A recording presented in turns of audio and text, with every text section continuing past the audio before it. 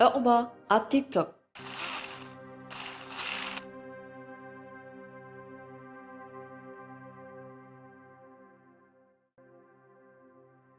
اب صورة محبراوي مرخبيتات ببقوانو استفلالي مرخبي ميداتات فريمني فريو اللون اب قال نحطير اوان بلج إلهم كتفقو كلو قالن دما مس جزي زدل محياشات انا قبرو قصالتهم حسام يركبو قالن دما اوش تحطير اوان ببزحي عامل كتريك إلهم اللو تيك توك حدا كابزم اوش تحطير اوان نمليونات سبات اب لبومن كسفر بغيعو زلو اكال محبراوي ميداي تيك توك اب زقرب عمتات هبوبناتو سماي بطيح زلو ابليكيشن እዩ ቲክ ቶክ ኣስታት 1.5 ምዝግባት ተጠቀምቲ ኣለዎ።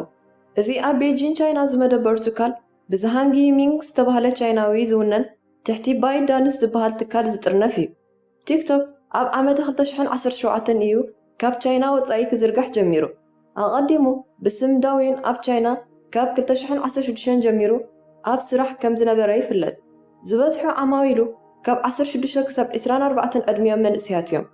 ኣብዚ ግዜ ግን ዝተፈላለዩ ናይ ዕድመ ሰብ ፀጋ ከይተረፉ ነዚ ኣፕሊኬሽን ኣብ ጥቕሚ ከውዕልዎ ይረኣዩ ኣለዉ።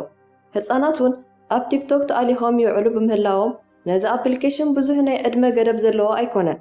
ህቡብነቱ ተደሚርዎ ኣብ ከም በዓል ፌስቡክን ዩቲዩብን እንትርፎም መንደረጋሕ ጥርፍታት ፅልእን ካልእ ዘይከስቡ ብዙሓት ኤርትራውያን መንእስያት ኣብ ቲክቶክ ዘውን ክብሉ ይረኣዩ። ዝሓለፈ ዓመት እዚ ኣፕሊኬሽን ኣብ ፕሌይ ስቶር ኣስታት 1 ቢልዮን ዳውንሎድ ክኸውን ስለ ዝኽኣለ ነቶም ዝለዓለ ተጠቃምነት ዝነበሮም ከም ፌስቡክን ኢንስትግራምን ክሓልፎም ተራእዩ። ኣብ ርእሰ ማሉ ዘርእዮ ዕቤት እውን 75 ቢልዮን በፂሑ ኣሎ። ቲክቶክ ሕፅር ዝበለ ናይ ቪድዮ ክሊፕ ብምስራሕ ምስ ተዓዘብቲ ክንረኸብን ክንላለን ይሕግዘካ። ተዓዘብቲ ድማ ብመንገዲ ርእቶ ላይክን ፈለውን እንዳገበሩ ይስዕቡኻ። ኣብ ቲክቶክ ዝርከቡ ዓማዊል ኣብ ክልተ ይኽፈሉ። እኽለማይ ኣዳልዮም ብልዑልና ስተይልና ዝብሉን ፈጠርቲ ትሕዝቶን ኣብ ጣሊኾም ዝውዕልሉ ነጋድያን ዓዳለውቲ መደባትን በጻሕቲ ዝስሕቡ ዝበለዎም ምንቅስቓሳትን ምድግጋም ደርፍታትን ተዋስኦታትን ክሳብ ንህይወት ኣብ ሓደጋ ክእትዉ ዝኽእሉ ዝተፈላለዩ ሓደገኛ ተግባራትን ኮታን ተዓዘብቲ ክማርኽ ይኽእል እዩ ዝተባህለ ሒዞም ምስ ካሜራታት ይፋጠጡ። ተኸታተልቲ ወይ ድማ ተዓዘብቲ ብናይ ፈጠርቲ ተግባራት ክዘናግዖም ክስሕቁን ክሕገሱን ዝመፁ እዮም። እንተኾነ ግን ሙሉእ ጊዜኦም ኣብ ቪድዮ ክናጠሩ ኣብ ጊዜኦም ዘሕልፍዎ ምዃኖም ወልፊ ይሕዞም። ገለ እውን በቲ ዝርእይዎ ተደፋፊኦም ካብ ተዓዘብቲ ናብ ፈጠርቲ ትሕዝቶ ይሰጋገሩ። ስለምንታይ ግን ቲክቶክ ኣብ ውሽጢ ሓፂር እዋናት ብዙሕ ሰዓብቲ ክረክብ ክኢሉ? ሰብ ርጉእ ህይወት ክህልዎ እንተኾይኑ ንምንባር ትርጉም ይደልየሉ፣ ኣገዳሲ ክኸውን ይብህግ። ሰባት ለይትን መዓልትን ክሓትሉ ብዛዕባኡ ክሓስቡን ውሽጣዊ ድፍኢት ይውንን። ይውሓድ ይብዛሕ ንነፍሱ ብዓይኒ ካልኦት ዝህብዎ ግብረ መልስን ተገዳስነትን ይርያ። ሲግመንድ ፍሮይድ ኩሉ ወዲ ሰብ ዝገብሮ ነገር ካብ ዓብይ ንምዃን ካብ ዘለዎ ባህጊ ዝነቐለ እዩ ዝብል። ዶር ጆን ዶዊን ብወገኑ ነዚ ብቐሊል ዝበለ መልክዕ ገሊፅዎ ኣሎ። ኣገዳሲ ናይ ምዃን ስምዒት ኣብ ኩሉ ወዲ ሰብ ዝርከብ ደራኺ ረቑሒ እዩ ዝብል። ሓደ ካብ ጠንቂ ስነ ኣእምራዊ ሕማማት ነዚ ውሽጣዊ ድፍኢት ብግቡእ ካብ ዘይምላስ ዝነቐለ እዩ። ሰባት ኣገደስቲ ኣይኮናን ዝብል ስምዒት ምስ ዝወሮም ትርጉም ምንባር ይዘባረቖም፣ ንህይወቶም ከም ምሕላፉን ድሕራ ይብሉን። ስለዚ ነዚ ደራኺ ስምዒት ንምርዋይ ሰብ ዝተፈላለየ ነገራት ይገብር። ሰብ ከም ማሕበራዊ እንስሳ ምስ ከምኡ ሰባት ይሓብር፣ ዓርከ መሓዛ ይፈጥር፣ ሓደስቲ ነገራት ይምህዝ፣ ንሕብረተሰብ የበርክት። እቲ ዝርዝር ነዊሕ እዩ። እዚ ብዓወት ምዛዝሞ ርጉእ ህይወት ናይ ምንባር ዕድል ልዑል እዩ። ቲክቶክ ነዚ ውሽጣዊ ጥሙሕ ናይ ወዲ ሰብ ማእከል ገይሩ ዝሰርሕ እዩ። ኣብ ቲክቶክ ድሕረ ባይትኻ ኣገዳሲ ኣይኮነን። ሃገርካን ዓሌትካን እውን ንቲክቶክ ኣይንታይን እዩ። ንስኻን ፈጠራውነትካን ጥራይ። መን ኢኻ ብዘይገድስ እቲ ኣፕሊኬሽን ህቡብ ንኽገብረካ 15 ሰከንድታት ጥራይን ዘድልየኻ። ህቡብነት ብምግባር ኣገዳሲ ይገብረካ። እቲ ትረኽቦ ላይክ ኣብ ስነ ኣእምሮኻ ኣወንታዊ ተራ ይፃወት። ብዝሒ ተኸታተልትኻ ንህይወትካ ዝያዳ ትርጉም ይህብዋን የመቅርዋን። ከምኡ ስለ ዝኾነ እዩ ብዙሓት ቲክቶካውያን ብደፋር ዝመስል ግን ከኣ ብንጹህ ልቢ ስለምንታይ ላይክ ዘይትህቡና ክብሉ ተገቲሮም ዝሓቱ። በዚ ኩርናዕ እንተርኢናዮ ቲክቶክ ኣእምሮኦም ዝተሓቱ ዝዕቀብሉ ሆስፒታል ዘይኮነስ ንህይወት ትርጉም ዝረኽብሉ ስፍራ ይኸውን ኣሎ ማለት እዩ። ስለዚ ድማ እቶም ኣብ ንኡስ ዕድመ ኣብ ስደት ግዳይ ተነፅሎን ቅዛነትን ኮይኖም ዝርከቡ መንእሰያት ውሑስ መፅለሊ ኮይንዎም ይርከብ። ብፍላይ ነተን ኣብ ፌስቡክ ሃፂለን ኣብ ኢንስትግራም ጊዜያዊ ነባርነት ተዋሂቦን ዝነበራ ደቂ ኣንስትዮ ቲክቶክ ዕቑባ ዝሃበን ይመስለን። ኣብኡ ዘርእዮ ዕፅፍፅፍ ልዊዊ ዝርግሕግሕ ዝውሃብኦ ግብረ መልሲ ስነ ኣእምራዊ ዕግበት ይፈጥረለን። ብዘይካ ዝልዕል ኢልና ዝረኣናዮ ስነ ኣእምራዊ መኽሰብ ቲክቶክ ብቐጥታ ዝኽፈሎ ገንዘብ የለን። ኣብ ቲክቶክ ህቡብ ዝኸውን ሰብ ኣቑሑት ብምውዕዋዕ ነቶም ኣብኡ ዘጥርዮም ደገፍቱ ናብ ዩቲዩብን ካልኦትን ምውሳድ ኣታዊ ክረክብ ይኽእል። ገለ ኣብ ቲክቶክ ዝደመቑ ከዋኽብቲ ወርሓዊ ሚልዮናት ዝኣክል ከም ዝረኽቡ ይንገር። እዚ ነቲ ዘለዎ ብዝሒ ተኸተልቲ ብትካላት ንመወዓውዒ ዝተፈላለየ ኣቑሑ ስለ ዝጥቀማሉ እየን።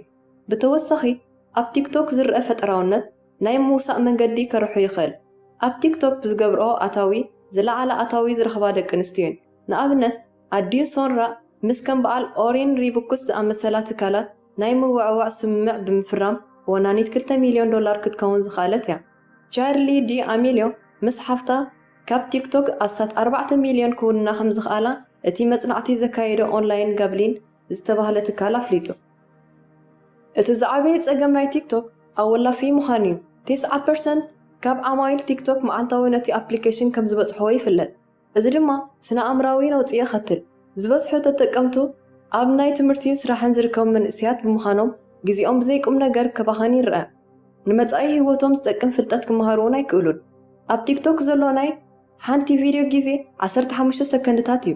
ኣብዘን 15 ሰከንድታት ድማ ኣሽንኳይዶ ዝጠቅም ቁም ነገር ንገጽካ ሙሉእ ፍሽኽታ ዝኸድን ትሕዝቶውን ክመሓላለፍ ኣይክእልን እዩ። ስለዚ ቲክቶክ ኪንዮ ሰከንድታት ዝሓልፍ ክምስታን ተዘይኮይኑ ነባሪ ሓጎስ ስለ ዘይፈጥር ወላውን ከም መዘናግዒ ብዙሕ ጥቕሚ ዘለዎ ኣይኮነን። እቲ ኣብ ቲክቶክ ዝርአ ደበላን ሰሓቕን ንውሽጣዊ ኩነታት ናይቶም ተወሳእቲ ዘንጸባርቕ ኣይኮነን ዝብል ሰፊሕ ገምጋም ኣሎ። በንጻሩ ዝያዳ ኣብ ቲክቶክ ምውዓል ዝያዳ ኣቓልቦ ከም ትደልን ምስ እትስእኖ ድማ ኣብ ርእሰ ክብርኻ ዝገደደ ኣልታዊ ኣጠማምታ ከም ትሕድር ይገብረካ። ኣብ ቲክቶክ ካብ ዝውሃቡ ርእቶታት ኣብ ክልተ ዓበይቲ ስነመጎታውያን ይኽፈሉ። ውልቃዊ ምርጫን ናጽነት ዝገፉን ባህሊ ይብረዝ ኣለዉ ዝብሉን። ኣብ ቲክቶክ ዝርአ ደረቱ ዝሓለፈ ዕርቃን ደቂ ኣንስትዮ ጠገለ ዘይብሉ ሳዕስዒትን እንዳተሰዓዓምካን እንዳተደራረዝካን ዝዝርጋሕ ፍቕራዊ ጸወታታት ካብቶም ብብዝሒ ቀይሕ መስመር ዝሰገሩን ብተሪር ዝንቀፉ እዮም። ኣብ ሳንዱቕ ርእቶ ዝውሃቡ ርእቶታት ንደቂ ኣንስትዮ ጾታዊ ስምዒት ዝቕስቅስ ቪድዮታት ንኸፍርያ ከም ዝድርኸን ይእመን። እዚ ድማ እቲ ንነዊሕ ዓመታት ተዓቂቡ ዝነበረ ክቡር ባህልና ዝብርስ ክብረቱ ዝቐንጥጥን ስለ ዝኾነ ብትሪ ክኹነን ኣለዎ ይብሉ። ነዚ ዘስተውዓላ ዝተፈላለየ ሃገራት እውን ኣብ ቲክቶክ ዝግበር ምስ ክብርታትናን ልምድታትናን ሕብረተሰብ ዘይከይድ ስራሓት ኣብ ቲክቶክ ዘቕርቡ ውልቀ ሰባት ዝቆጻጸሩሉ ሕጋጋት ኣብ ምትእትታው ይርከባ።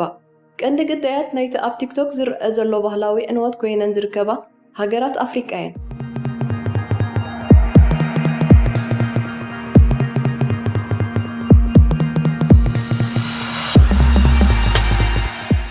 ገለ ሃገራት ነቲ ዝወርድ ዘሎ ወራር ስቕ ኢለን ክሪኦዎ ከለዋ ገለ ድማ ሕጋጋት ኣውፂአን ክምክትኦ ይረኣያ ኣለዋ። ኣብ 2018 ግብፂ ኣብ ሳይበር ሕጋጋት ብምስዳቕ ኣብ ኢንተርነት ዝግበር ንባህልን ልምድን ሕብረተሰብ ናይቲ ሃገር ዝጥሕስን ካልእ ገበናትን ክትቆጻጸር ጀሚራ ኣላ። እዚ ናይ ሚድያታት ሕጋጋት መስመሩ ንዝሰሓተ ናይ ውልቀ ሰባት ኣድራሻታት ብሎክ ናይ ምግባር ሓላፍነት ከይተረፈ ዘኽእል ዓንቀጽ ሓቒፉ ይርከብ። ነዚ ሕጋጋት ምርኩስ ብምግባር እቲ ሃገር ኣብ ዝሓለፈ ሳምንታት ንኽልተ ኣብ ቲክቶክ ኢንስትግራምን ህቡባት ዝኾና ደቂ ኣንስትዮ ክትቀጽዕ ተራእያ። ደቂ 20-15 ዓመትን ዝኾና ሃኒን ሕሳምን ሳምኤል ማስርን ብሰንኪቲ ኣብ ቲክቶክ ዝዘርግሕኦ ንጾታዊ ስምዒት ዝዕድም ትሕዝቶ ዝነበሮ ቪድዮታት ን15 መዓልታት ክእሰራ ተፈሪደን። ኣብ ልዕሊ ናጽነት ውልቀ ናጽነት ዝተኻየደ መጥቃዕቲ ክብሉ እዮም ዝዛረቡ። ኤርትራ ወላውን ንሳይበር ዝምልከት ሕጋጋት ተርቅቕ ኩሉ ቲክቶክ ዝጥቀም ኤርትራዊ ኣብ ወጻኢ ሃገር ስለ ዝነብር በቲ ሕጊ ክቕየር ኣይክእልን እዩ። ስለዚ ተጠቃሚ ቲክቶክ ብፍላይ ድማ ሳዕስዒትን ደርፍን ካልእ ትሕዝቶ ሒዞም ዝቐርቡ ንኽብርን ስነ ምግባርን ናይቲ ዝዕበየና ሕብረተሰብ ዘይጻረር ስራሓት ከቕርቡ ወይ ከቕርባ ሞራላዊ ሓላፍነት ኣለዎ። በንጻሩ እቶም ልዝብ ዝበለ መርገጺ ዘለዎም ንቲክቶክ ምስ ናጽነት ከተሓሕዝዎ ይረኣዩ። ህይወት ውፅኢት ምርጫ እያ። ሰብ ድማ ዝደለዮ ክመርጽን ከም ባህጉ ክገብርን ባህሪ ዝዓደሎ ዘይንቕነቕ መሰሉ እዩ። ነዚ ተፈጥሮ ናይ ምርጫ ትዕድሎት ክሕድግ ወይ እውን ክግህዝ ዝፍትን ኣብዚ ግዜ እዚ ብዙሕ ተቃውሞ ይገጥሞ።